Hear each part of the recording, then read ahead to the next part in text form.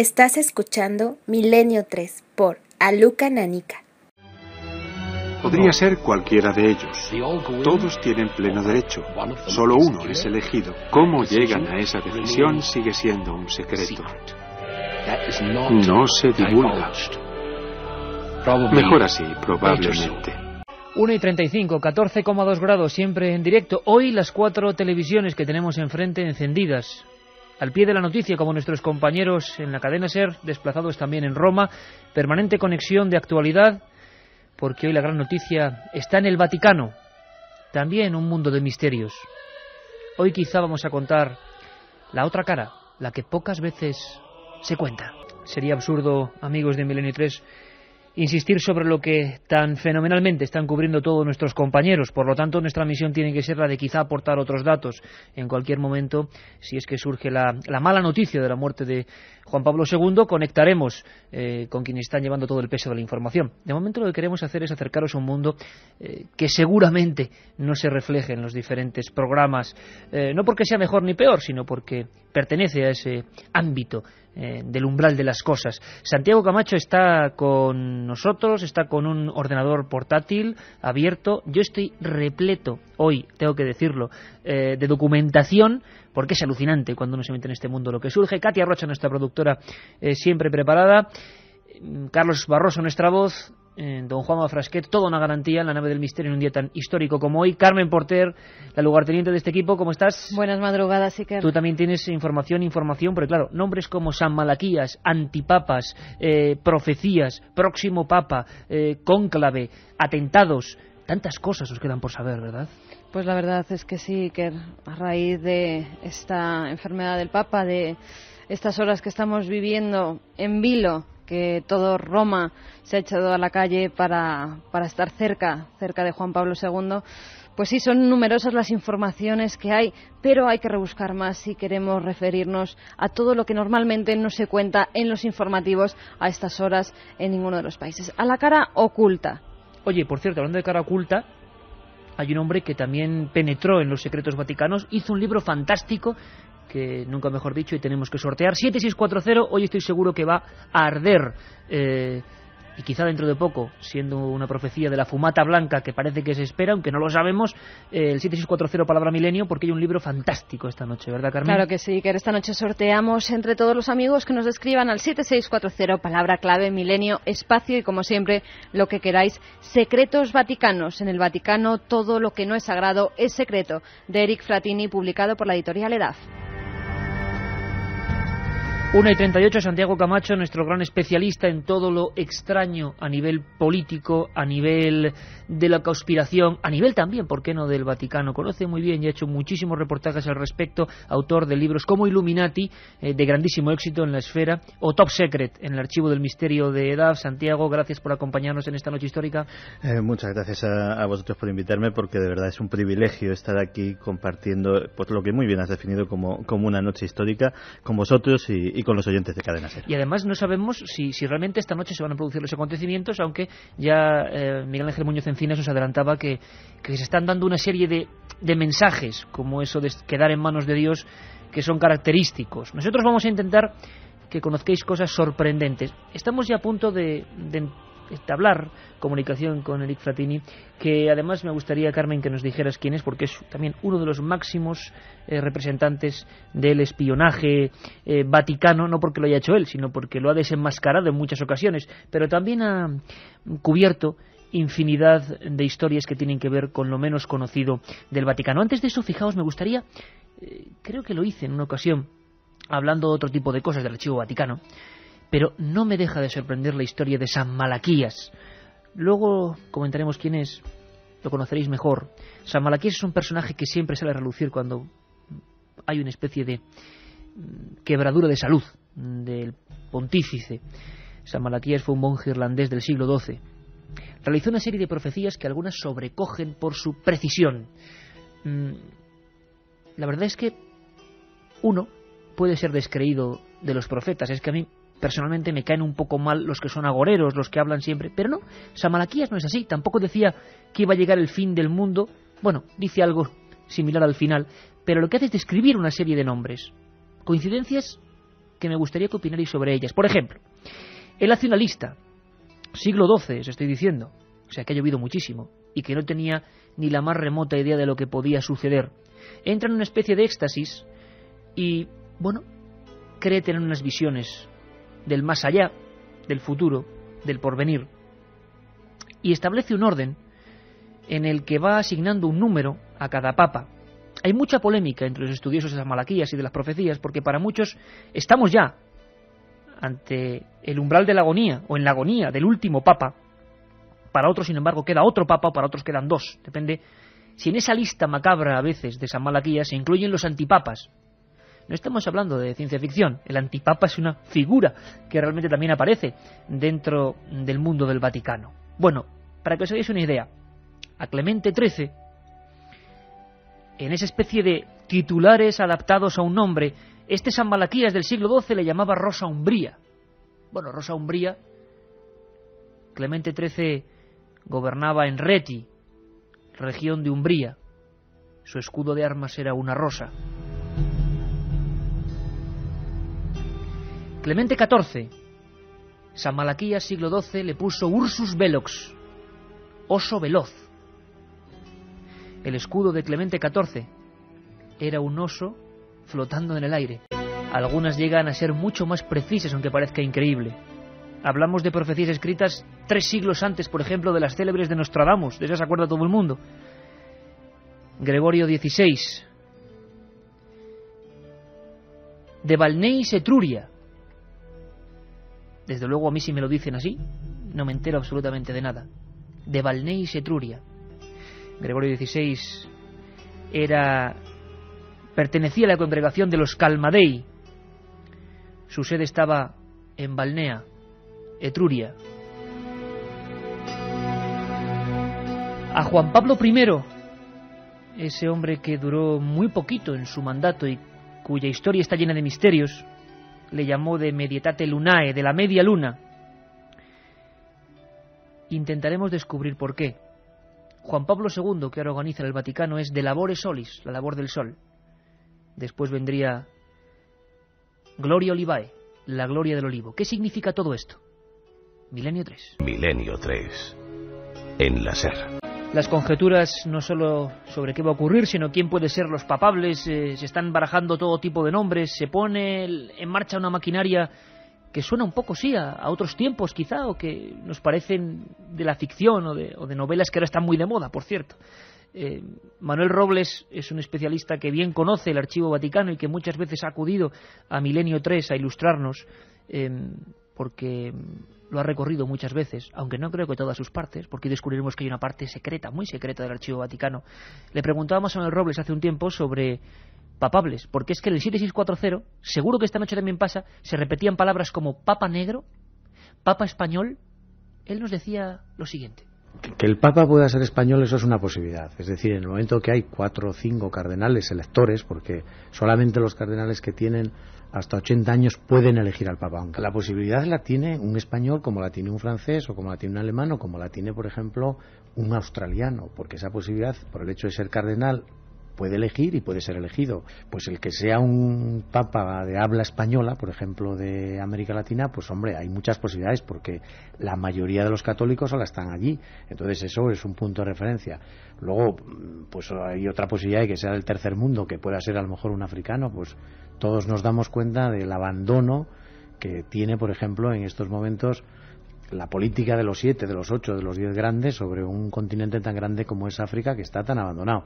Pues el hecho de que tiene grandes cardenales, por supuesto, algunos de ellos que viven en África, otros algunos que residen en Roma, en Italia, y que sea un papa negro, pues también esa es una posibilidad. 2 menos cuarto, 14 grados justos. Carmen Porter, tenemos al otro lado un buen amigo, ¿no? Pues sí, tenemos a Eric Fratini, que fue corresponsal de la cadena SER, del diario 5 Días y de Canal Plus en Oriente Medio. Es miembro de la Asociación de la Prensa de Madrid, de la Asociación de Corresponsales Extranjeros en Israel, de la Asociación de Periodistas Palestinos en los Territorios Ocupados y de la Asociación de Periodistas de la Liga Árabe como miembro de honor. Ha escrito varios libros, entre ellos Secretos Vaticanos o La Santa Alianza, 5 siglos de espionaje vaticano. Además, colabora también con María Teresa Campos en el programa Cada Día de Antena 3. Eric, buenas noches, amigo. ¿Qué tal? Buenas noches. Momento histórico, ¿no? Imagino que para ti muy importante, porque has dedicado muchísimas páginas a descifrar los secretos del Vaticano. Sí, además yo creo, he estado escuchando ahora mismo la BBC y realmente el analista de la BBC decía que tanto si eres católico como si no lo eres, si eres creyente como si no lo eres, es decir, estamos viviendo un momento histórico porque muere un jefe de Estado que ha estado muchísimos años, muchísimas décadas en el poder y ha sido un jefe de Estado muy intervencionista, es decir, que ha penetrado mucho en las políticas de otros países. Un personaje clave, como tú bien decías, Eric, que incluso sobrepasa su mera dimensión de icono del cristianismo. Santiago Camacho, que está ahí con nosotros, por supuesto abrimos el debate esta noche tan emocionante también por lo que está pasando. Santi, una cosa, se está rumoreando y tú eres un hombre que controla muchísimo el fenómeno de Internet, por eso estás ahí con tu ordenador portátil. En muchos foros esta misma tarde saltaba la información de que ya había fallecido el Papa. Si no recuerdo mal, la agencia TAS y alguna otra agencia italiana certificaban esta historia. Una pregunta que os hago a los dos, primero a Santiago, luego a Eric. ¿Creéis que podría darse ya este hecho y que realmente el Vaticano esté retardando de alguna manera esta noticia? Y si eso es así, ¿por qué se retarda? ¿Es mejor dar una madrugada, darlo cuando ocurre o esperar un momento más idóneo? No lo sé.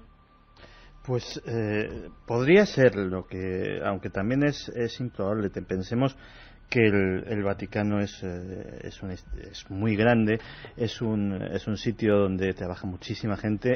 En estas circunstancias, además, hay personal ajeno al Vaticano, como puede ser buena parte del personal sanitario, etcétera, etcétera. Y el evitar que se filtrase algo así podría ser complicado.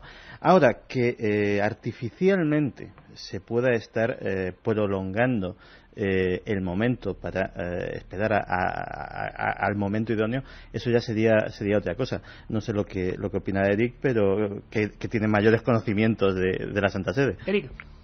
Yo personalmente no creo, principalmente porque es un papa que ha muerto muchas veces, si lo pensáis. Es un papa que, bueno, siempre, con todo mi respeto, siempre hacemos la broma a los periodistas de cuántas veces hemos matado al papa, cuántas veces tenemos preparados los especiales sobre la muerte del papa. ¿Cuánta prensa ha hecho monográficos que nunca han llegado a salir a la luz, verdad? Que nunca han llegado, incluso han cerrado ante los medios de comunicación que sacar otra vez sacar los especiales sobre el papa Juan Pablo II, la muerte del papa Juan Pablo II. Yo creo que es un papa, yo creo primero también por las circunstancias, desde el año, yo creo que es un papa que hemos seguido al minuto tanto sus viajes pastorales como su vida política, es decir, lo hemos seguido al minuto gracias a los medios de comunicación.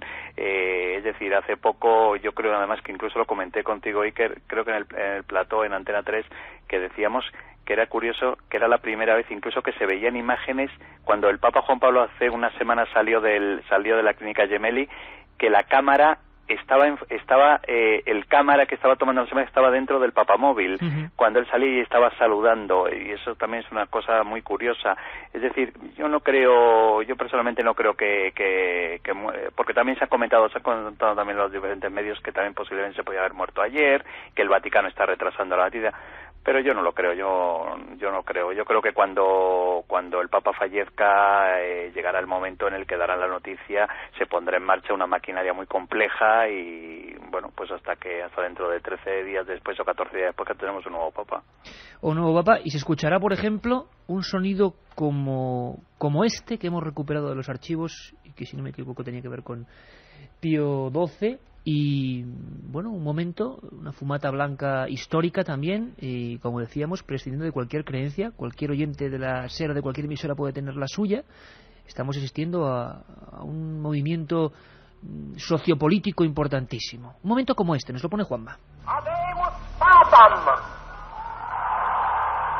Habemus Papam. Pues bueno, habrá otro papa y las conjeturas son máximas. Yo sé que la gente va a preguntar un montón de cosas, tenemos un montón de cuestiones de todo tipo, y sí me gustaría, Eric, que me comentaras qué es lo que se está rumoreando. Tú que has seguido tan de cerca toda la información, no sé, hay nombres para los que no conocemos mucho el tema, bueno, pues nos puede sonar más o menos, pero ¿cuáles son los que están barajándose? lo que más... primero quiero decir que cuando se hacen muchas quinielas con respecto al nombramiento de un nuevo papa, nunca sale elegido papa. Es decir, brevemente, antes de hacerte un resumen de los que más se hablan como papables, decirte, por ejemplo, que el cardenal Karol Wojtyła no era el candidato previsto para ser elegido papa. Es decir, ¿no estaba en la quiniela? No estaba en la quiniela. Fue al final, digamos, una conspiración, si la palabra conspiración se puede utilizar bien como un adjetivo bueno. Hubo una conspiración por parte del cardenal Kenin, que era el cardenal primado de Alemania, con el resto de cardenales de Hungría, de Checoslovaquia, de países de Europa Occidental más cercanos al este y luego de países de la Europa del Este. Y presentaron el nombre de Karol Wojtyła como un candidato de último momento, porque los dos candidatos principales, que eran dos cardenales italianos, no conseguían tener el quórum necesario para ser elegidos papa, y el papa Karol Wojtyła, el cardenal Karol Wojtyła, salió en el último minuto. Con respecto a los que pueden salir papables, pues primero hay un grupo de 3 italianos. Uno es Giovanni Battista Re, un hombre que es un hombre del círculo, lo que le llaman el círculo polaco. El círculo polaco es un grupo de cardenales que tienen muchísimo poder, han tenido muchísimo poder durante el pontificado de Juan Pablo II, y tienen, digamos, si lo podemos decir así, entre liberales y conservadores, ese tipo de adjetivo que usamos los analistas políticos, que en la Iglesia Católica no existe. Está Giovanni Battista Re, está Dionagio Tettamanzi, que es el cardenal primado de Milán, que es uno de los más firmes candidatos, Tettamanzi. Está Crescenzio Sepe, que es también un cardenal muy cercano a Juan Pablo II. Después hay 2 candidatos que yo no creo que saliesen de los que se hablan, te digo. Uno es el candidato de Nigeria, el cardenal Francis Arinsi. Es un hombre que es un cardenal negro, es un cardenal de color. El famoso Papa Negro, que tanta gente dice que va a surgir, ¿no? Sí. Yo no creo que la Iglesia Católica todavía esté preparada para tener un Papa Negro. Hay que decir que actualmente ocupa un dicasterio muy importante. Los dicasterios son como los ministerios, es un de los departamentos de poder de la maquinaria de poder vaticana. Francis Arinsi es un hombre con mucho poder dentro del Vaticano, pero yo no creo que salga elegido. Luego hay otro del tercer mundo, que es el cardenal Óscar Rodríguez Maradiaga, que es el cardenal primado de Tegucigalpa, y es un cardenal muy defendido por las bases de la Iglesia Católica, por los sacerdotes de base, pero claro, el problema que tiene Maradiaga es que se va a mover dentro de un cónclave con 120 cardenales más, de los cuales de esos 120, 30 han sido nombrados por el círculo polaco, más luego a esos están apoyados por un sector que es el Opus Dei, que también tiene una... O sea, que hay también, Eric, por lo que vemos, sus familias, y no es tan fácil eso del cónclave, que viene de, más o menos, cifrado, cerrado con llave, no es tan fácil, ¿no? De hecho, ya se está empezando a hacer campaña contra Maradiaga. Por Roma circula un rumor que dice que... Tú siempre con los rumores, eres tremendo, Santiago. En una cena de Maradiaga con algunos íntimos, alguien le dijo: tú eres Pedro. Y él no lo negó. Eso se está haciendo circular como que él, al no negarlo, pues había hecho un alarde de soberbia o de prepotencia, y ya está siendo uno de los elementos de la campaña anti-Maradiaga que algunos de sus enemigos de Roma están difundiendo. Bueno, por ese mismo rumor, tú sabes que el cardenal Benelli, que era uno de los más grandes candidatos a ser elegidos papa cuando murió Juan Pablo I, exacto, era el cardenal Benelli, y por una cosa parecida, esto sí que sucedió, no fue un rumor, sí que sucedió. Él dijo que él era posiblemente uno de los mejores candidatos a ser nombrado papa y a suceder a Juan Pablo I. Y lo pagó. Y lo pagó. Qué curioso, Eric, qué curioso, Santiago, porque vemos que ahí se mueve todo con alfileres, que conocemos muy poco, que tú en tus obras, y tú también en las tuyas, de alguna manera, Santiago, habéis demostrado que en el Vaticano, como decía en tu libro, ¿no?, lo que no es sagrado es secreto, que sabemos muy poquito en el fondo, y queremos... estáis mencionando nombres que en la segunda hora yo creo que pueden ser absolutamente claves, iconos del misterio, de alguna manera. Juan Pablo I, ¿qué le pasó a ese papa breve? ¿Qué le ocurrió? Antipapas. Yo pensaba que era una cosa más ficticia, pero no, y en España hemos tenido de alguna manera también nuestro antipapa, que por cierto ha muerto hace bien poco, ¿no? El famoso Clemente Domínguez del Palmar de Troya, que muchos especialistas lo incluyen también en esas listas de papas. Y un montón de gente que habla de claves que, claro, nos meten ya en otras historias. Ali Akka, que parece ser el hombre que atentó, que estuvo implicado en esa historia tremenda que luego el Papa le perdonó, y que ha declarado que tuvo ayuda de dentro del Vaticano. Historias que no me extraña que estos colaboradores y amigos estén enfrascados en 1000 investigaciones. Si os parece, vamos a hacer un contacto con todos los oyentes, vamos a ver qué va llegando, vamos a ver cómo pulsa la audiencia, qué inquieta la audiencia de Milenio 3 de la cadena SER en torno a lo que está ocurriendo. Pues por ahí van las preguntas que nos llegan al 7640. Iker nos pregunta, por ejemplo, Rafa desde Badajoz, ¿qué es exactamente el antipapa?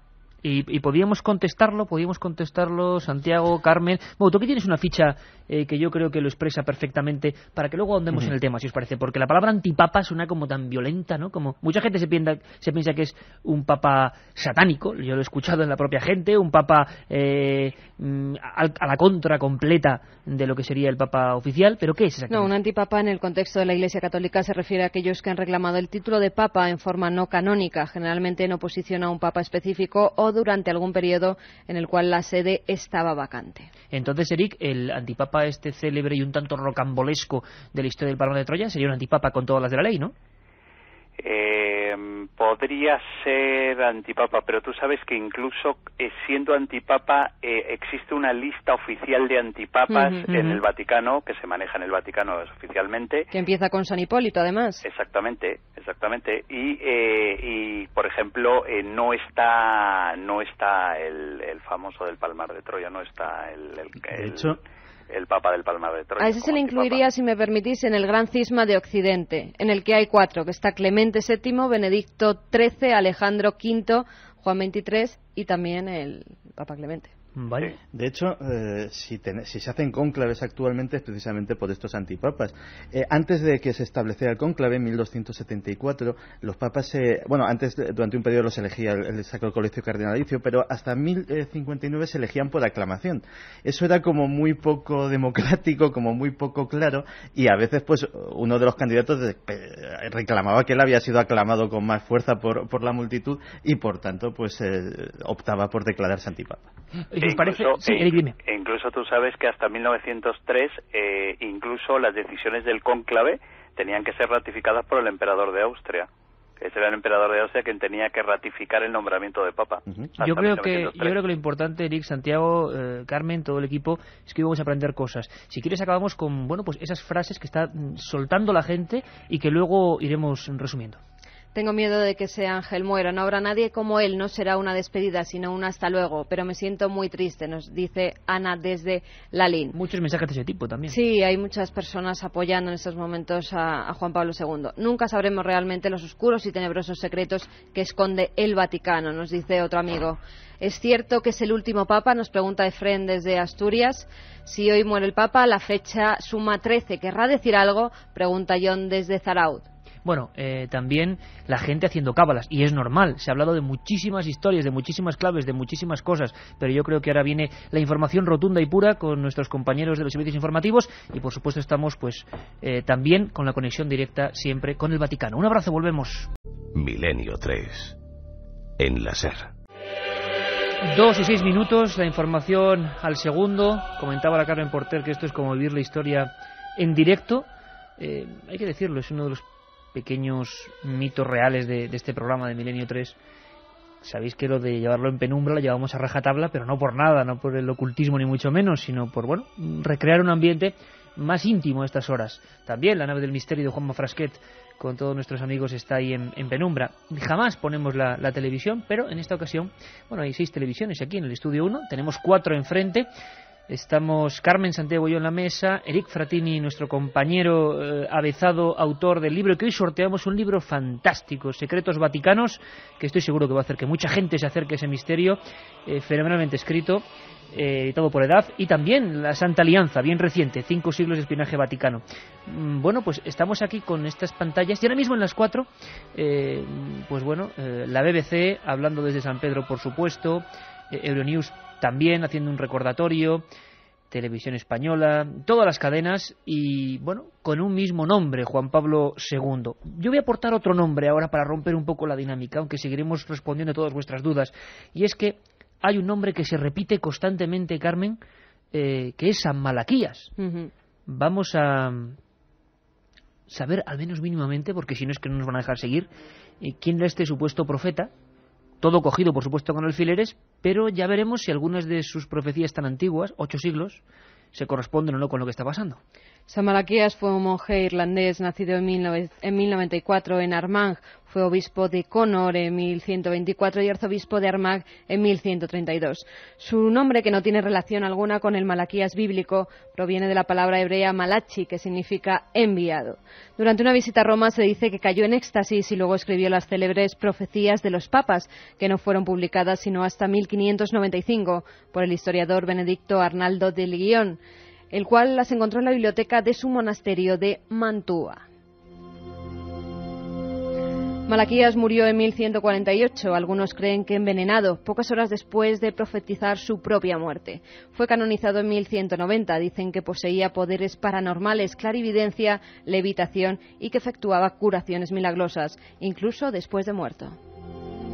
La ficha tremenda también de este personaje que queremos conocer. Luego veremos si sus profecías se cumplen o no, y cuáles son las listas, y por qué algunos incluso están adoptando esa clave 11 que tanto ha dado que hablar, ¿verdad?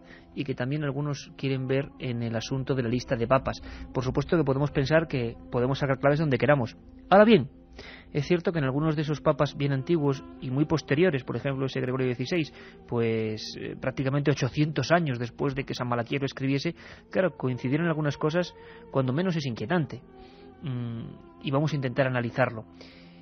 Decíamos al principio, y lo decía Eric Frattini, que bueno, había muchas publicaciones que habían visto cómo no solo sus publicaciones específicas, sino hasta sus editoriales desaparecían y el Papa seguía vivo, porque hablamos desde principios de los 90 y por supuesto con el atentado, con reportajes que se quedaron en el cajón.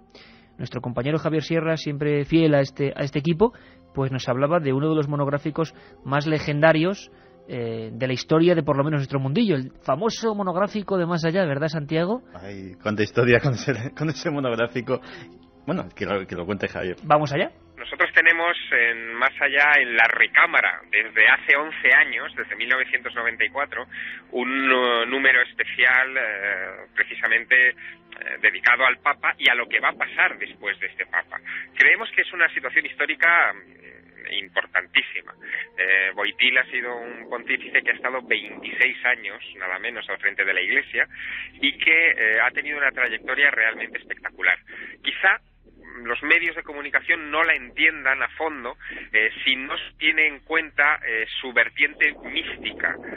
Karol Wojtyla sufre varias circunstancias muy peculiares en su vida. Una de ellas es la del atentado que sufre en 1981 en la Plaza de San Pedro y que le hace pensar que la Virgen de Fátima le protege. Tal es la obsesión del Papa Wojtyla con el asunto de la Virgen de Fátima, que durante toda su vida pontificia, una de sus obsesiones ha sido la de hacer cumplir el llamado segundo secreto de Fátima, que era la conversión de Rusia.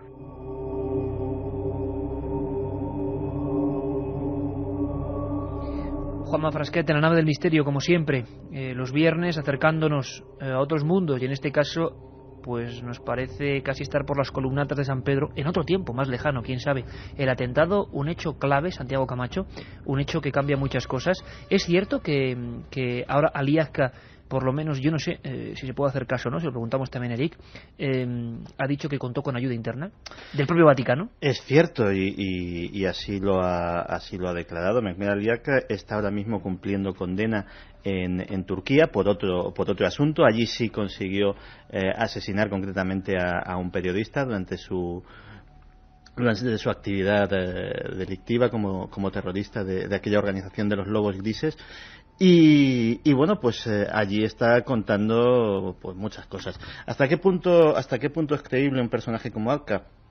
por la trayectoria que lleva hasta ahora, poco, porque ha ido soltando globos sondas y confundiendo a propios extraños, pues yo creo desde ese día del atentado. Pero lo cierto es que esa es la nueva versión que está vendiendo que tuvo ayuda interna dentro de la Santa Sede. Dice Santiago vendiendo. Eric, vamos a ver, Aliasca también se ha convertido en una especie de personaje mediático. ¿Se sabrá alguna vez realmente por qué actuó, con qué ayuda contó? Creo que, como en los grandes atentados de la historia, al final siempre quedan muchos cabos sueltos, ¿no? Sí, yo creo que como sucedió en el atentado contra Kennedy, como sucedió en el atentado contra Juan Pablo II en el año 81 en la Plaza San Pedro, yo creo que van a quedar muchos cabos sueltos, o bien cabos que han sido atados, pero a mucha gente no les interesa que se den a conocer. ¿Por qué, Eric? Yo creo que una de las personas que más sabe sobre lo que pasó realmente en el año 81, yo creo que es el cardenal Luigi Poggi. El espía del Papa. Sí, es el cardenal que fue jefe del espionaje vaticano de la Santa Alianza durante un largo trayecto del pontificado de Juan Pablo II, que fue, digamos, la persona encargada por el propio Juan Pablo II para que investigase qué era lo que había provocado el atentado contra él. Y parece ser, bueno, pues una de las teorías que se cuentan es que fue a través del KGB ruso, que utilizaron como intermediarios al servicio secreto búlgaro. El servicio secreto búlgaro contrató al señor Aliasca, que era un sicario que ya habían utilizado en otro tipo de operaciones, para disparar contra el Papa Juan Pablo II, principalmente por el intervencionismo que había llevado el Papa Juan Pablo II en la Europa del Este, en la caída del muro de Berlín. Y cuando Juan Pablo II se desplaza hasta una prisión en Roma para perdonarle, también Aliasca, bueno, pues alcanza un valor mediático, si se puede decir la palabra, tremendo. Y me sigue inquietando, Eric, esas fotografías donde, además, en Internet, claro, también hay que hacer alusión a que es el primer papa en tiempo de Internet, que muere, los rumores y las historias y las imágenes, y claro, fluyen no como en otros papas. Y fíjate, se está poniendo esa fotografía que seguro que muchos amigos han visto, del momento del atentado, del momento casi con la pistola. ¿Cómo es posible que esa Santa Alianza, que tú también conoces, Eric Frattini, autor de ese libro, precisamente, la Santa Alianza, no sé, oficialmente se le pasara tan de rondón un atentado en esas circunstancias? ¿O es que realmente es fácil atentar en el año 81 contra el Papa, tal y como hacía sus apariciones públicas? Bueno, yo creo que era muy sencillo, principalmente porque era el único jefe de Estado, siempre se ha dicho que era el único jefe de Estado que tenía una escolta porque nunca nadie se imaginó. Yo me acuerdo cuando yo me enteré de que habían atentado contra el Papa, y decía, bueno, no puede ser que hayan disparado contra el Papa Juan Pablo II, no puede ser. ¿Cómo pueden atentar contra el Papa? Es decir, yo creo también que eso fue también porque también Juan Pablo II, eso también vendría a decir una forma porque Juan Pablo II ha cambiado el papado, ha cambiado el significado del papado, porque hasta incluso Juan Pablo I, los papas no tuvieron una intervención política en la sociedad política que se estaba viviendo. En cambio, Juan Pablo II sí que ha tenido una intervención política muy importante dentro de lo que ha sido los cambios históricos, como ha sido la caída del comunismo. Ha sido un hombre que ha facilitado la intervención norteamericana en Polonia, cuando el tema de solidaridad a través de la era Reagan, de toda la Agencia Central de Inteligencia de la era Reagan, y eso lo facilitó Juan Pablo II. Que no lo supiesen, pues yo no sé, hay muchísimos misterios, como el ejemplo que yo cuento en mi libro, por ejemplo, de a Juan Pablo I, la noche que muere, o la noche que lo envenenan, o la noche que le da el infarto, no sé cómo quieras llamarlo, cómo quieras definirlo. Esa misma noche alguien ordena a los 4 agentes de la Santa Alianza, que protegen siempre al Papa, que se retiren de la puerta del donde duerme el pontífice. Bueno, sobre Juan Pablo I hay tantas cosas, Eric, que si me permitís, vamos a abrir ahora un espacio para hablar sin duda de la muerte del Papa más misterioso, ¿no? Fíjate que el atentado de Juan Pablo II, además, es importante en muchos aspectos. En la historia secreta del Vaticano también, hasta ese momento, o hasta un poco después, hasta el 83, la CIA y el Vaticano tenían una relación bastante estrecha, casi una luna de miel. De hecho, cada semana el jefe de estación de la CIA en Roma se sabía que llevaba un extensísimo informe elaborado por la CIA, al cual ningún otro líder mundial tenía acceso, excepto el propio presidente de los Estados Unidos. Y parece que después del atentado se enfriaron un poco las relaciones con la CIA, al parecer porque de las gestiones que hizo Luigi Poggi para averiguar realmente qué es lo que había sucedido, descubrió que a lo mejor la versión que le estaba dando la CIA podía ser un poquito más interesada y otra alternativa que le dio el Mossad más ajustada a la realidad. Y lo cierto es que, vamos a suponer que es casualidad, pero a partir de ese momento precisamente las relaciones entre la Santa Sede y el Estado de Israel pues fueron muchísimo más suaves y muchísimo más encauzadas. Sí. Fijaos que sobre Juan Pablo I, bueno, que se ha escrito muchísimo, inquietante historia tan breve, este San Malaquías tan célebre al que nos estamos refiriendo quizá como nexo de uno de los misterios clásicos que tienen que ver con los papas, aunque ha habido otros papas profetas, porque Juan XXIII también, por lo menos según un autor, Pierre Carpi, hizo una serie de profecías también muy extrañas, visionarias. Hablaba de Juan Pablo I, de Medietate Lunae, de la media luna, pero claro, como hay gente que pone en un lugar o no, según en esa lista de San Malaquías, si hay antipapas o no hay antipapas, pues claro, no sabes uno. Dicen, claro, que cuando fue nombrado hacía media luna, murió con el mismo aspecto del cuarto lunar, y exactamente duró el periodo de su mandato prácticamente un mes. Además, una cosa extraña que ahora vamos a intentar comprender, pues media luna. Bueno, pero ¿eso es significativo o no? ¿Qué dice exactamente San Malaquías sobre ese papa? Medietate Lunae, exactamente, y mucha gente lo ha interpretado como, bueno, una cosa a tener en cuenta. Lo que hay que tener en cuenta exactamente es lo que vino después, su extraña muerte, su falta de autopsia, las 1000 incógnitas que ahora vamos a intentar sondear. Nos habla primero Javier Sierra y luego vamos a escuchar a nuestro enviado de la cadena SER en Roma y corresponsal allí, Joan Soles. Escuchamos primero a Javier Sierra. San Malaquías decía que iba a haber 111 papas antes de llegar el final de los tiempos. Esos 111 papas, en esa lista, el papa 109, el papa que le corresponde ese lema de Medietate Lunae, de la media luna, es Juan Pablo I, pero hay una serie de circunstancias alrededor muy curiosas. Por ejemplo, Juan Pablo I vivió y fue cura en Belluno, que en italiano significa bella luna, bel luno. Además hay otra circunstancia muy curiosa, hay una pequeña polémica sobre si Juan Pablo I es en realidad ese Papa 109 o si en realidad ese lugar lo ocupa otro.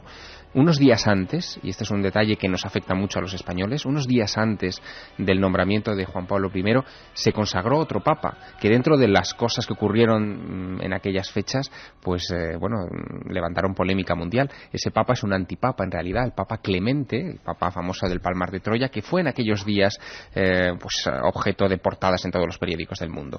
Hay un detalle muy curioso, en todas las profecías de San Malaquías, los papas que tienen la palabra luna en su lema son papas o bien cismáticos, o bien antipapas, o bien papas muy controvertidos que han hecho, variar el rumbo de la Iglesia.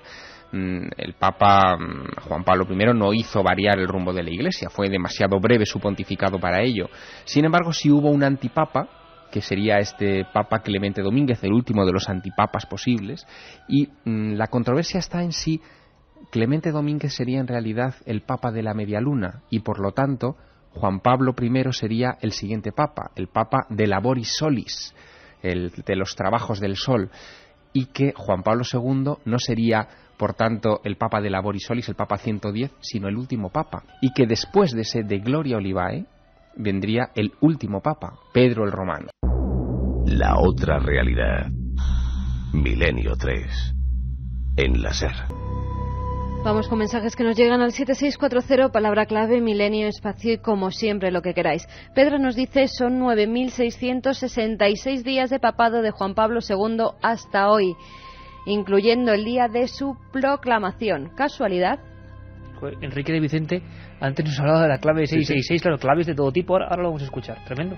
Gil Sánchez Muñoz fue antipapa como Clemente VIII y era de Teruel, renunció al papado y acabó con el cisma de Occidente, nos dicen José y Ana desde Teruel. ¿Cuál de los papables tiene en su escudo un olivo? Nos pregunta Julia desde Málaga. ¿Es verdad que suda el sepulcro de San Silvestre cuando muere un papa? ¿O ¿Es verdad que también está a punto de elegirse un papa de color negro? Bueno, eso ya lo hemos comentado. Lo del sepulcro es justo cuando está a punto de morir. Y esta mañana diversos medios de comunicación se hicieron eco del rumor de que el sepulcro de San Silvestre estaba exudando.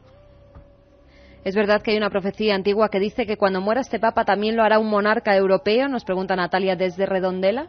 Mucha gente está relacionando con Reñero, claro.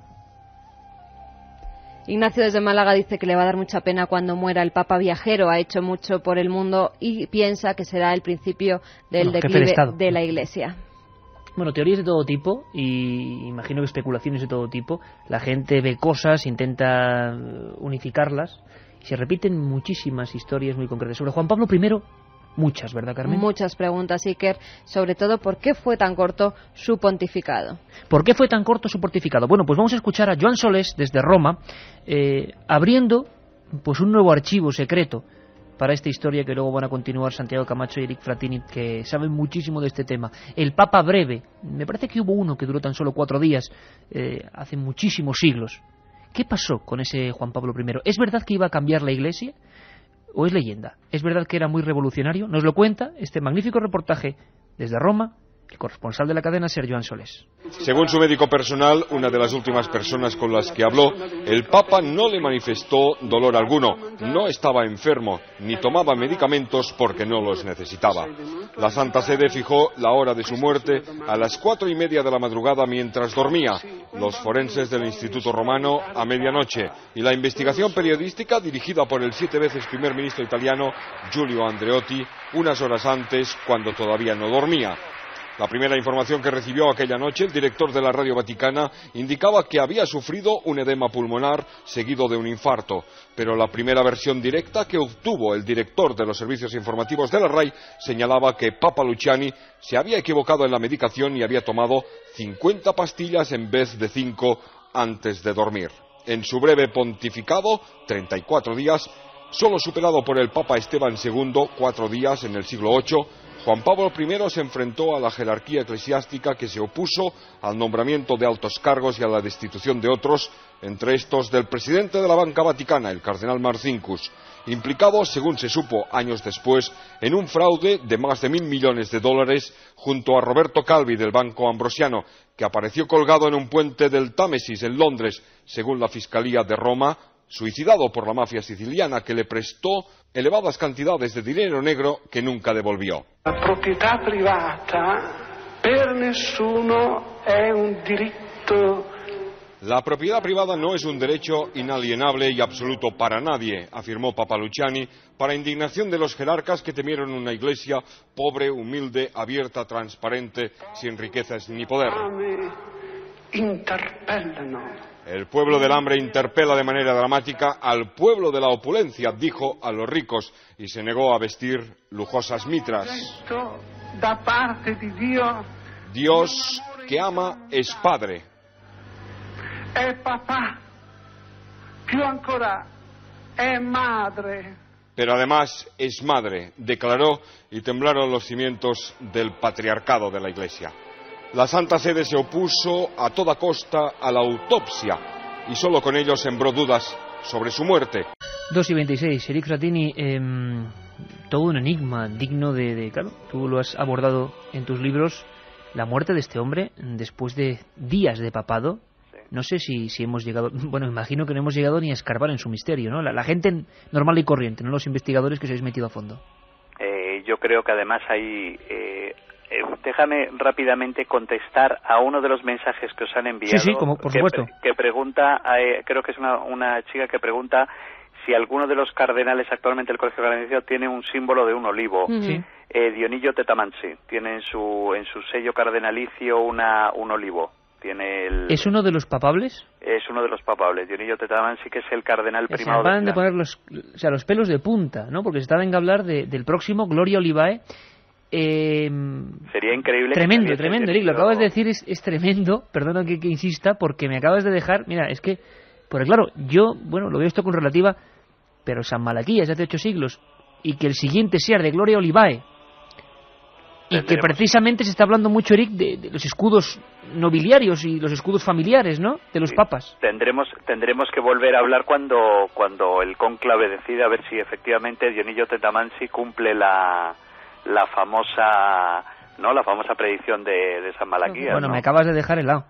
Sí. De verdad, ¿no? Porque, claro, yo no sabía, es más, he escuchado, y luego escucharemos a Enrique de Vicente hablando de la posibilidad de Martini, pero claro, pero yo no sé, y bueno, luego nos lo contará también su relación con el mundo del olivo, pero claro, una cosa tan gráfica como en el escudo el olivo.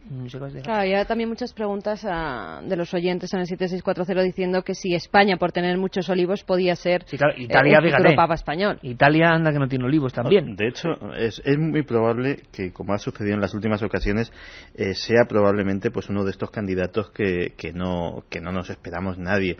Te comentaba antes durante el informativo que hay un refranillo en los cónclaves, que es que el que entra papa acaba saliendo cardenal.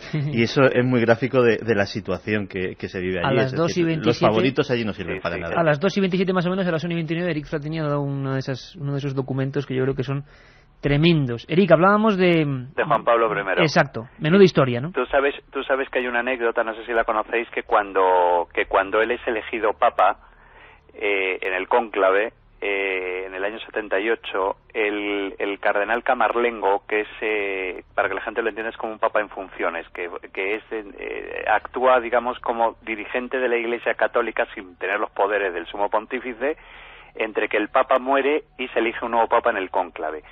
Pues el cardenal que dirige, el cardenal Camarlengo, anuncia que se ha elegido un nuevo papa, que es Albino Luciani, entonces él le pregunta a Albino Luciani, todavía cardenal, ya elegido papa, le pregunta ¿con qué nombre quieres gobernar? Y él dice, con el nombre de Johannes Paulus, con el nombre de Juan Pablo. Y entonces el cardenal Camarlengo anuncia al colegio cardenalicio, dice, gobernarás con Juan Pablo I. Y la gente tiene que saber que el cardenal Camarlengo cometió un error, porque ningún papa que inaugura un nombre lleva número. Es decir, que hubiera sido Juan Pablo. Y ya el Karol Wojtyła, el papa de Karol Wojtyła, ya hubiera sido Juan Pablo II, pero el que lleva el número 1 nunca se le llama con el número 1. Ajá. Entonces él, dicen que hace una aclaración al cardenal Camarlengo, diciéndole, de acuerdo, seré Juan Pablo I porque seré un papa breve. Le dice al cardenal Camarlengo, y efectivamente 33 días después. 33 días. Sí. Oye, que no se hiciera pública la autopsia es algo terrorífico, ¿no, Santiago? Y de hecho, fíjate, ahora que se le han puesto los pelos de punta oyendo a Eric, es a mí, porque efectivamente yo, de lo que sé de Albino Luciani y de lo que he podido estudiar, yo creo que realmente él sabía que si le tocaba, y no tenía ninguna gana de que le tocase, que si le tocaba ser papa, pues iba a molestar a mucha gente dentro del poder de la curia. De hecho, fíjate que le tocó convivir con un secretario que lo había heredado de Pablo VI, que era el cardenal Villot, que realmente era justo su negativo, era lo más contrario a él. Y entre las muchas cosas que pensaba hacer, y de hecho pues algunas de ellas incluso ya estaba plasmado el proyecto, como era cambiar la doctrina de la Iglesia, por ejemplo, sobre el tema de los anticonceptivos y permitir de alguna manera el control de natalidad, e incluso emitir alguna encíclica sobre este tema, yo creo que realmente lo que más alarmó a todo el entorno no fue tanto los cambios doctrinales, sino sobre todo su intención de meter mano en la caja directamente, de hacer una reforma en profundidad de las finanzas vaticanas y del Instituto de Obras de Religión, efectivamente. Otro mundo realmente tenebroso. Eric, ¿era entonces un papa, pues revolucionario, o tenía unas ideas que iban a causar problemas? Bueno, una de las cosas que se rumorea, que son rumores, dicen que él, digamos, públicamente durante el cónclave, tiene una especie de corrillo con una serie de cardenales, entre ellos el famoso cardenal Benelli que hemos hablado antes, donde él expresa la necesidad de una revisión de las cuentas del IOR, de la banca vaticana. y el famoso Billiot es el cardenal Jean Billiot, que fue secretario de Estado muchísimo tiempo. Es un hombre que tuvo muchísimo poder. Es más, le llamaban el Papa en la sombra, le llamaban a Jean Billiot, porque era un papa que tuvo muchísimo poder durante el pontificado de Pablo VI, e incluso quiso continuar con ese poder durante el pontificado de Juan Pablo I. Lo que pasa que, bueno, pues Juan Pablo I venía con una serie. Yo creo que Juan Pablo I, ha habido una serie de papas desde Pío XII que se han preocupado. Unos se han preocupado más de la política que de la Iglesia, y otros se han preocupado más de la Iglesia que de la política. Se dice, por ejemplo, hay otra anécdota, si nos metemos en anécdotas, hay una anécdota que de Zbigniew Brzezinski era el consejero de Seguridad Nacional de Ronald Reagan, fue consejero de Seguridad Nacional de Jimmy Carter, y él decía que Juan Pablo II había nacido para ocupar la Casa Blanca y Jimmy Carter para ocupar el Vaticano. Y digamos que yo creo que Juan Pablo I intentó seguir un poco los pasos de Juan XXIII, digamos una posición más reformista hacia la Iglesia. Lo que pasa que chocó con el sector duro, que eran los que controlaban las finanzas vaticanas. ¿Y la teoría que más os convence, Santiago, sobre el final de este papa? Es complicado, efectivamente. El envenenamiento es la que... Las circunstancias son muy extrañas. Más se ha comentado, ¿no? Juan Pablo I, al parecer, era hipotenso, tenía la tensión muy baja y tomaba una medicación para este tema, una medicación que efectivamente en dosis altas pues puede resultar muy dañina e incluso mortal. El problema es que las dosis son tan altas que decir que efectivamente, como hemos oído en el reportaje, de 5 a 50 comprimidos es un error, pues me parece un error demasiado de bulto. Sí hay un detalle significativo y que pues diversos investigadores y la rumorología vaticana pues así lo atestigua, es que esa misma noche, mientras estaba trabajando, porque murió trabajando en la cama, tomando notas, estaba redactando una lista de disposiciones, y en esa lista de disposiciones estaba la destitución del propio Billiot y la destitución de Paul Marcinkus al frente del Instituto de Obras de Religión. Y además sabéis que incluso hubo una declaración muy importante del doctor Carlo Sebastiani, que era el médico privado del cardenal Luciani cuando era el patriarca de Venecia, que ya de ahí él salió del patriarcado de Venecia para entrar en el cónclave donde fue elegido papa. Pues el doctor Sebastiani dijo que el cardenal Luciani no tenía ningún problema de salud, tenía a lo mejor el típico problema de salud problemas reumáticos, pero dijo que no tenía absolutamente ningún problema de corazón, como se dijo después, como anunció el Vaticano, y fue una entrevista muy famosa y que trajo muchísima polémica, porque eso ayudó también, digamos, un poco a continuar con los rumores de si realmente el Papa Juan Pablo I fue asesinado. Bueno, ahí están los datos. Como dice Eric en su libro Secretos Vaticanos, todo lo que no es sagrado es secreto, y como bien sabe Santiago Camacho, por ejemplo, en su Top Secret, pues hay un componente de conspiración que, claro, va agrandándose, y porque no tenemos datos fidedignos definitivos, ¿no?, para saber qué ocurrió.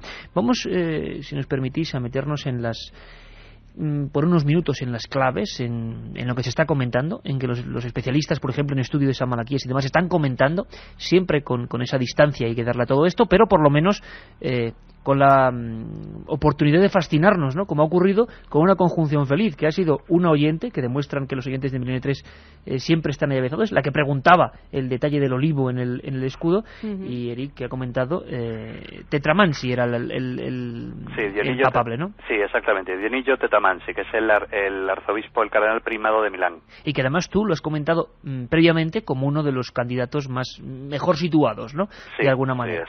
Bueno, pues le preguntábamos, por ejemplo, a Enrique de Vicente, a un montón de gente, sobre lo que iba a ocurrir ahora a la luz de las profecías, no solo la de San Malaquías, sino otras tantas que hay. Carmen, eso sí, ¿podíamos resumir? Tú antes nos has contado quién era este hombre que se va a hacer absolutamente más famoso si cabe, o que, como ocurre con Nostradamus, y hay una escena que nunca olvido, y sabes cuál voy a decir, Carmen, por la telepatía, que es cuando fuimos aquí al ladito, a la Casa del Libro, enfrente de la emisora de la cadena SER, el día del 11S. Miento, al día siguiente. Hay una imagen que nunca voy a olvidar. Es las inmensas baldas de libros repletas, donde están, por ejemplo, los libros de Carmen, los libros de Eric, los libros de Santi, los libros hasta míos, puede haber alguno por ahí perdido. Y sabéis, estaba vacía la de Nostradamus, vacía. La gente se había llevado como por una especie de compulsión irrefrenable, los libros de Nostradamus, porque se había publicado que Nostradamus, que luego no fue así, que fue una cuarteta inventada, ya anunciaba lo de las Torres Gemelas. Pero el hombre quiere creer también en estas cosas de vez en cuando, y le llegan en momentos tan importantes a nivel histórico esa cosa irracional. San Malaquías está ocurriendo lo mismo. Y si antes hemos comentado lo de San Malaquías, sí me gustaría, Carmen, que nos dijeras algunas de las más detalladas profecías de este monje. Y que solo un pequeño apunte, hablabas de libros. Hoy se han agotado los libros del Papa escrito, el último libro escrito por el Papa, Memoria e Identidad.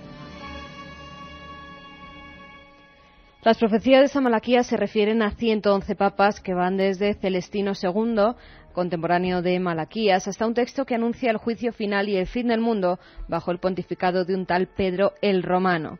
Se trata de sentencias o lemas sumamente breves, en latín, referidas a los nombres de los pontífices, sus escudos o blasones familiares, sus ciudades de origen en las distintas labores realizadas durante el desarrollo de sus respectivos papados. Todas ellas, hasta hoy, se han cumplido en un 100%. Vamos a comentar algunas brevemente. Carmen, antes hacíamos alusión a algunas de las más gráficas, pero hay muchas. Sí, la divisa, por ejemplo, número 107, pastor y navegante, pastor et nauta, decía, correspondió a Juan 23. Alude probablemente a que Angelo Roncalli era patriarca de Venecia, ciudad marítima de Italia, y a su tarea pastoral que lo obliga a transitar frecuentemente por los canales venecianos. La divisa 108, Flos Florum, flor de flores, corresponde a Paulo VI, Juan Bautista Montini. En 1966 su santidad ofició la misa de Navidad en la Catedral de Santa María de las Flores en Florencia, y el recinto fue adornado con una gigantesca flor de lis, que por otra parte es el símbolo de la ciudad. Además, el escudo familiar de los Montini contiene 3 flores también de lis. Hablábamos antes de Juan Pablo I, de Mediatate Lunae, de la media luna. Albino Luciani, fallecido solo 33 días después de ser ungido papa, el pontífice fue elegido el 26 de agosto del 78, el primer día del último cuarto lunar. En el cielo aparecía claramente la mitad de la luna. Cuando murió también brillaba en el cielo el último cuarto de luna. Su papado duró una media luna. La divisa 110 correspondería a Juan Pablo II, de Labore Solis, del trabajo del sol. Carlos Wojtyła es la que más difícil interpretación tiene. Algunos exegetas de San Malaquías afirman que Juan Pablo II, que en su juventud se interesó por los obreros de su país, Polonia, representa el trabajo aludido en el lema. Además, Polonia es un país de la Europa del Este, que es asimismo por donde sale el sol. Por lo tanto, algunos traducen esta divisa como del trabajador que vino del Este, o que cumple el trabajo del sol. Curiosamente, durante la ceremonia de entronización del Papa, un día nublado, el sol apareció de pronto para iluminar a Juan Pablo II, si bien los escépticos afirman que fue un hecho casual. Desde luego lo de Juan Pablo II es la más cogida por los pelos. Luego vendría de Gloria Olivae, que nos hemos quedado, si es quien estamos apuntando, pues nos hemos quedado un poco fríos. Y luego vendría ese tiempo final con Pedro el Romano. Vamos a escuchar, si os parece, Enrique de Vicente. Ya sabéis que realmente certero estuvo con esa anticipación que hizo hace 2 años, hay que decirlo, director de Año Cero, en su editorial, y en Milenio 3. En Milenio 3, en el 2002, hablaba de ciertas cosas de la clave 11 que nos podían sonar un poco lejanas. Curiosamente, la fiscal del 11M, hace exactamente 3 semanas, comentaba que lo de la cábala, no cábala exactamente, pero sí las claves numéricas habían sido, nunca mejor dicho, claves muy importantes para los terroristas suicidas. Por lo tanto, ahora hablaba también del Papa y seguía con la clave 11. Hombre, no sé qué opinaréis, pero por lo menos estamos para eso, para escuchar y para opinar. Escuchamos a Enrique de Vicente. Que según la profecía de San Malaquías, hay toda una lista de papas que para mí y para la mayoría de los intérpretes acaban en el número 111. Se habla de que hay 113, pero no, mira, eso por razones que me gustaría estar ahí con la edición Princeps, es decir, con la edición original, que yo tengo fotocopiada completamente, de la profecía, para que vieras con toda precisión que no hay duda de que son 111 lemas cortos más 2 lemas largos que cierran, a los que se puede dar una interpretación que nos llevaría un poco lejos. Este papa es el 110. Recordemos, 110 es un 11 y un 0. O sea, es no el único papa. De toda la lista de 111 papas, es el tercer papa en el cual hay un 11. Recordemos, uno de ellos era el 11, y tiene su importancia quién era el Papa 11, otro era el Papa 101 y tiene más importancia todavía quién era el Papa 101, y Juan Pablo II es el 11-0. Recordemos el simbolismo, porque el simbolismo conecta con lo arquetípico, y aquí estamos hablando de arquetipos, no estamos hablando de que nadie busque hacer coincidir cosas, no. Estamos hablando de algo que trasciende la limitación humana, la razón, y que entronca con lo que Jung, el gran psicoanalista Jung y el físico Pauli llamaban sincronicidades. Milenio 3. Milenio 3, con Iker Jiménez, en la cadena SER. Juanma Frasquet, que nos pone este clásico Carmina Burana de Karl Orff y que nos hace preguntarnos tantas cosas, números, cábalas, simbologías. 9.666 días, decía otro de los oyentes de Milenio 3. Vamos a preguntar la opinión de nuestros amigos, pero antes decía Enrique de Vicente, en esa clave 11, que según él no solo trasciende a lo que son los atentados, sino los cambios fuertes en el mundo, se repiten, y que el Papa 11 y ese Papa 101 eran muy importantes. El 110, por supuesto, sea Juan Pablo II o Juan Pablo I. ¿Quién era el Papa 11? Muy brevemente, Carmen, y el 101, solo para que lo sepamos. Apuntarte, Iker, que también nuestros amigos oyentes a través del 7640, por ejemplo, Julio de Melilla nos dice: San Malaquías, 11 letras, Juan Pablo II, 11 letras. El Papa número 11... Sí, y hoy, 1 de abril del 2004... Hoy ya 2. Bueno, ya hoy... bueno, entonces ya ha pasado, claro. Estaba hablando de que la profecía... No. Bueno, y si hubiera muerto y no lo sabemos, claro, es que claro, con las profecías se puede jugar. También 13. Mucha relación con Fátima, por ejemplo. Bueno, en el fondo estamos viendo que, claro, de todo se pueden sacar relaciones. ¿Quién es el Papa 11? Sí. Fue Urbano III, nacido en Milán, su nombre civil era Uberto Crivelli. Fue nombrado cardenal en 1182 y arzobispo de Milán en 1185. Ese mismo año alcanzó el solio pontificio. Murió en Ferrara el 19 de octubre de 1187. Mantuvo agrias disputas con el gran emperador Federico I por defender el papel de la Iglesia como potencia temporal frente a las tesis de los monarcas que sostenían que la jurisdicción papal debía mantenerse estrictamente en los límites de lo espiritual. Murió enfermo en Ferrara, parece ser que muy afectado por la conquista de Jerusalén por Saladino. Su tumba, Iker, como curiosidad, es un hermoso sarcófago que descansa sobre 4 columnas y aún puede ser visitada en la Catedral de Ferrara. Papas importantes, el 11, que nos remontaríamos muchísimo tiempo, como hemos visto, y el Papa 101, que correspondería a Pío IX. De nombre Giovanni Maria Mastai Ferretti, nació en el seno de una familia de nobles. Desde su juventud muestra su inclinación por el estudio de las humanidades y en 1809 se traslada a Roma para cursar filosofía y teología. Debido a los acontecimientos políticos que asolaban el país en ese momento, no puede concluir su carrera hasta 1814. En ese mismo año se le ordena sacerdote. En la década de los años 20 se traslada a América tras ser nombrado auditor del delegado apostólico de Chile. En ese tiempo también recorrió las principales ciudades de Sudamérica hasta que regresara a Roma. Allí pasó por varios cargos eclesiásticos hasta que en 1846 es nombrado pontífice, sucediendo a Gregorio XVI. Coincidiendo con su papado, los estados pontificios se anexionaron al resto del reino en 1870. Fue artífice del Concilio Vaticano I de 1869, donde se anunció el dogma de la Inmaculada Concepción. Publicó varias encíclicas como Quantum Conficiarum o Quantum Cura. Bueno, papas importantes en su momento. Queremos saber vuestra opinión, 7640. Vamos a conocer ahora de Santiago y de Eric Fratini, pero antes acabamos de escuchar a Enrique de Vicente y quizá pues redondeamos todo esto de las claves. La clave del olivo también está presente, al parecer. Recordemos que Juan Pablo II se escribe Juan Pablo con 2 barras, es decir, 2 palos, que de alguna manera Juan Pablo II en su nombre está integrando a las 2 iglesias. La iglesia paulina, o sea, de la que se acusa a Pablo de haber creado una iglesia distinta a la que Jesús había concebido, y la iglesia de Juana, la que se considera la iglesia esotérica, ligada también a María Magdalena. Lo importante es que es el Papa Juan Pablo II. O sea, tenemos ahí 2 barras, un 11. El simbolismo que evocábamos al hablar del 11 de septiembre, de las 2 torres y de tantas otras cosas. Pero el próximo Papa es el Papa 111. Y yo creo que no es para nada casual que la profecía de San Malaquías acabe con un Papa que es 111. Tiene que ver con un arquetipo que va más allá de todo el simbolismo del 11 al que estamos asistiendo, no solo en el 11 de septiembre y en el 11 de marzo, sino en otros muchos acontecimientos. Recuerda, Siquer, que el Papa actual, Juan Pablo II, era la labor del sol, de labore soli. Lo que yo propongo es que el siguiente, que se llama Gloria Olive, es decir, la gloria del olivo, yo he hecho en ese editorial una apuesta muy definitiva.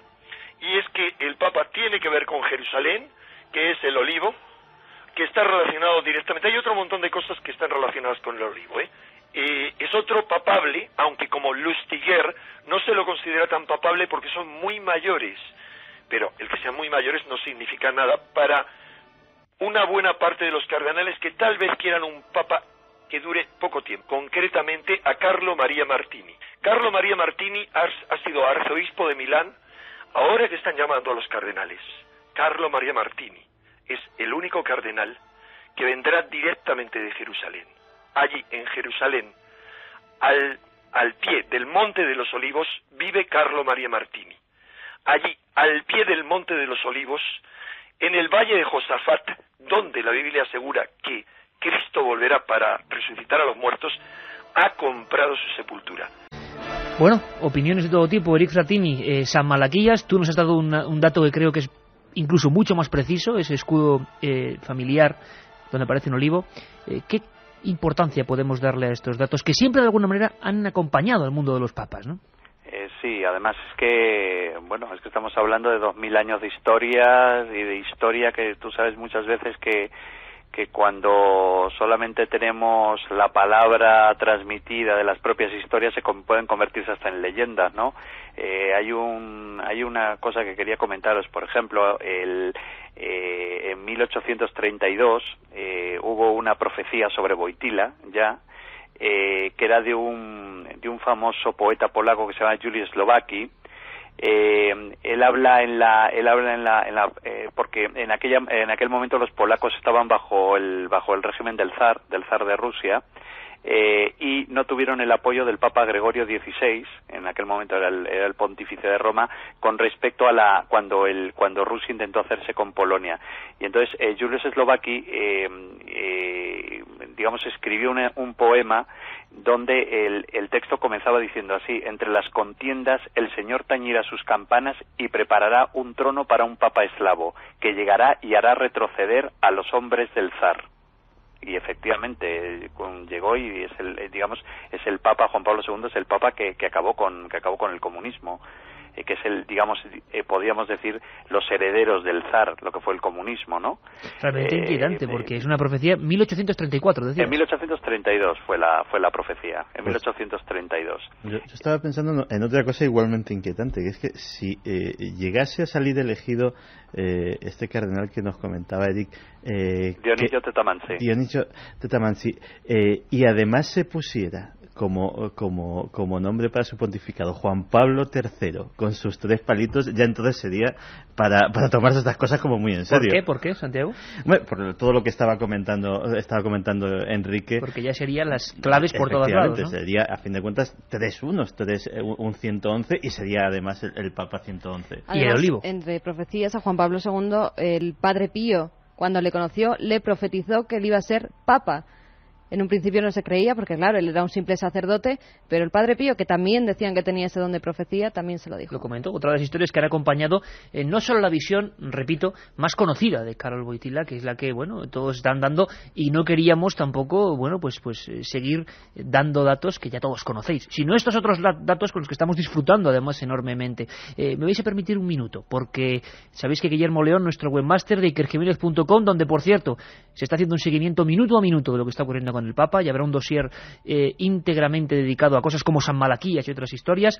Guillermo León, le hemos dicho que de una vuelta por internet es el primer Papa que muere en tiempo del ciberespacio, o que va a morir, no lo sabemos, y que, claro, la información tiene un poder importante. Los adelantos de noticias, las confirmaciones, el echarse atrás, los rumores, mensajes por móvil de el Papa ya muerto. Guillermo León, buenas madrugadas, amigo. Buenas madrugadas, compañero.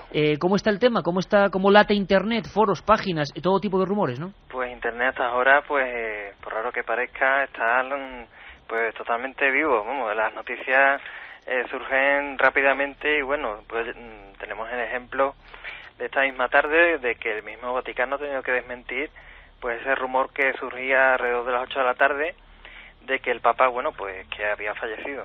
Había fallecido, se ha comentado, imagino que en Internet mucha gente, lo estamos comprobando, en foros y demás blogs y demás historias, está diciendo que es la noticia real y que sin embargo se está manteniendo el cuerpo sin vida. Ese rumor ya ha recorrido todo el mundo en segundos, ¿no? En segundos, y además destacaría, entre muchos de los rumores que están surgiendo, pues uno bastante curioso, que tendría que ver mucho, bueno, lo habéis comentado ya del programa, con la clave 13 de Fátima. Clave 13. La clave 13, que curiosamente, bueno, mañana, bueno, ya esta misma madrugada, 2 de abril de 2005, bueno, la suma de, digamos, de la fecha, pues sumaría un 13 y se sumaría un poco más, pues, al rumor de lo que se está comentando, de que quizás el Papa estuviera incluso ya muerto y las autoridades estuvieran esperando, pues, el momento oportuno, idóneo para darlo a conocer. Recordamos, lo comentamos aquí, la adhesión del Papa total al tema de Fátima, la bala que le hirió, que la llevó a Fátima, día 13 se da el secreto de Fátima, día 13 las apariciones de Fátima, día 13 la muerte de Sor Lucía de Fátima, todo tipo de incluso, Guillermo, por último, agencias de noticias como TAS, si no me equivoco, y algunas italianas, que se han atrevido a dar el paso y que han tenido que retroceder, ¿no? Diciendo el Papa está muerto y luego han tenido que retroceder sobre sus pasos. Exactamente, es el caso de TAS y de un par de agencias de noticias italianas, y bueno, lo que habíamos comentado, que ha llegado el rumor a tal punto que han tenido que desmentirlo oficialmente, pues al filo de las 9 de la noche, y bueno, entramos de nuevo igual que el 11 de septiembre, pues en un mundo de rumores y de numerología, ¿no? También, bueno, hace ya un tiempo desde que el Papa, pues bueno, adolece un poco de esta enfermedad, pues también se habló mucho de San Malaquías en la red, y curiosamente, bueno, lo que habéis estado comentando esta noche, y sobre todo ya se producen las primeras deformaciones, ¿no? De esta... Claro, centurias inventadas o frases inventadas, ¿no? Exactamente, tanto de Nostradamus como de San Malaquías. Otra vez vuelven los nombres Nostradamus y San Malaquías a ser los más buscados en los buscadores de Internet, y la última noticia es que el sitio web del Vaticano colapsado. Guillermo León, muchísimas gracias, amigo, y seguiremos muy atentos de momento de aquí al domingo. Un abrazo. Un abrazo. Hemos aprendido muchas cosas, Carmen. Preguntas para nuestros invitados. Pregunta, si se muere Karol Wojtyła, ¿se le va a practicar la autopsia? Eric, Santi, no sé. Pues no debería. El proceso si normal natural, ¿no? Es que el camarlengo, que además en este caso es español, es el cardenal Eduardo Martínez Somalo, y no sé si se respetará ese rito o habrá dejado instrucciones al respecto Karol Wojtyła de que no se haga. Tiene que golpear con un martillito la frente y decir he muerto. Es una ceremonia que viene de los tiempos en que la medicina no estaba avanzada como hasta ahora, y a partir de ese momento pues se embalsama el cuerpo y se introduce en 3 sarcófagos sucesivos, uno exterior de pino, uno intermedio de plomo y uno interno que creo recordar que es de cedro. Bueno, a partir de ese momento ya se convoca el cónclave y tiene todo el lugar, todo el proceso de funerales normales. En este caso hay una prohibición expresa de Juan Pablo II a que se fotografíe su cadáver. Eso lo ha dejado lo ha dejado perfectamente establecido. Sí se hará una fotografía de uso interno para el del Vaticano para documentación, esa está establecida, pero esa fotografía nunca saldrá a la luz pública. No habrá ningún tipo de imagen de Juan Pablo II muerto. Es curioso, Eric, que el Papa que más ha, digamos, utilizado en el buen sentido los medios de comunicación, ahora no quiere esa imagen. ¿Se especula por qué? Bueno, yo creo que es principalmente para que no pase como las famosas fotografías de Pío. Sabes que hubo el Papa Pío XII, su médico de cabecera, el médico que le llevó todo lo que fue su enfermedad a Pío XII, fotografió el cuerpo de Pío XII y vendió las fotografías a un medio de comunicación italiano. Entonces, yo creo que principalmente, yo ya no sé tanto si Juan Pablo II, pero sí la propia maquinaria vaticana, yo creo que no tiene ningún interés en que, yo creo que tampoco es, no sé, yo no creo que sea también de muy buen gusto el cadáver de un anciano como Juan Pablo II, el meterlo en las portadas de los periódicos o de la prensa. También quería comentarte que, por ejemplo, que lo del tema del rito del famoso martillo en la frente no se hace desde hace mucho tiempo, pero ese rito viene de Alejandro VIII, del Papa Alejandro VIII, que fue pontífice entre 1689 y 1691, y es que era un papa que sufría de narcolepsia. Y se hizo eso. Eric, apenas tenemos más tiempo porque tenemos que dar precisamente los 3 ganadores de tu libro. Katia, vamos con ellos. Secretos Vaticanos. De Secretos Vaticanos, editado por EDAF. Desde Madrid nos preguntan qué sentido tiene que las autopsias de los papas no se hagan públicas, qué es lo que tiene que ocultar la Iglesia. Otro de los ganadores es, buenas noches, me llamo Ángel de Girona y si no recuerdo mal, en el Código de la Biblia aparecía que este año, como la muerte del Papa, aparecía como la muerte del Papa, que si podríamos confirmarlo. El domingo lo confirmamos todo. Y Gema de Madrid es la última ganadora, que dice: noche de tormenta para despedir a un hombre bueno, nos vemos en el juicio final. Bueno, pues estuvimos todos. Eric Frattini, autor de ese libro que hoy hemos sorteado y que recomendamos, Secretos Vaticanos. Un abrazo, amigo, y muchas gracias. Seguimos atentos a la información. Muchas gracias a vosotros. Santiago Camacho, compañero, pues qué decirte, como siempre, noche histórica, decíamos, vamos a ver qué ocurre, y también, aparte de la historia conocida, está esa otra historia desconocida, pero que es cultura y es historia de 2000 años. Un abrazo, amigo. Un privilegio estar con vosotros. Y Carmen, infinidad de preguntas, yo creo que el domingo habrá que seguir atentos a esta historia, ¿no? Seguiremos atentos, contestaremos a todas las preguntas que nos han llegado, y claro que sí, estaremos muy atentos a la información. Un abrazo para todos, el domingo volvemos a las 3.